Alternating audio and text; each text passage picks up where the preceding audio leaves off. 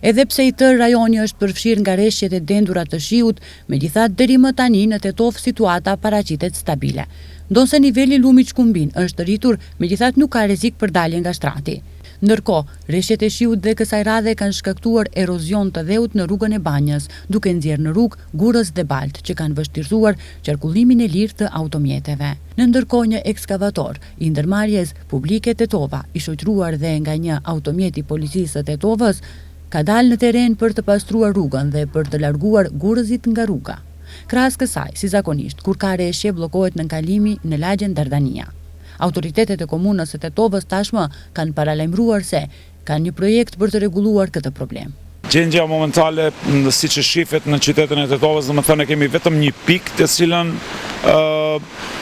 dihet që ka një projekt për të realizuar, dihet që në nënkalimin në lagjen Dardania, të cilën ne kemi të bllokuar momentalisht, nuk është për qarkullim. Edhe rruga që shpin për në bajt të qytetit. Do me thonë, aty kemi rëshqitje të dheut, gurve dhe gjithçka drujve që e kanë blokuar atë rrugë.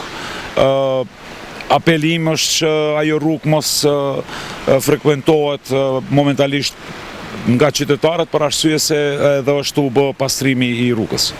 Autoritetet e komunës së Tetovës bëjnë të ditur se gjendja në rrjedhën e lumit të Shkumbin paraqitet stabile dhe nuk ka rrezik për përmbytje. Niveli i këtij lumi është rritur dhe në pjesën e lartë të qytetit, por dhe përgjatë rrjedhës së tij brenda në qytet.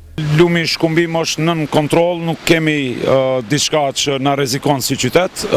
Dihet që fati jonë është në malsinë e Tetovës ka borë, rreshje të borës, kështu që ajo na ndihmon që mos kemi edhe vërshime poshtë në qytet. Ndërmarrja me pastrimin e kanalizimit që ndërmerret, do të thonë i ka bë pastrimet e nevojshme para kohe, kështu që dihet, më përpara kemi pas një pasqyrë ndryshe në qytetin ton, tash kemi pasqyrë ndryshe, do të thonë nënkalimet apo edhe gjithë ato rrugë të cilët kanë qenë të bllokuara apo edhe shtëpitë, podrumet e shtëpive të cilët kanë qenë të vërshuara nga uji, tash nuk i kemi për arsye se pastrohet rregullisht kanalizimi i qytetit. Në ndërkohë nuk ka raportime për rrezik ose përmbytje në zona tjera të Tetovës, ndërka gjendja monitorohet nga institucionet përgjithëse, sikur ato lokale, po ashtu edhe ato qendrore.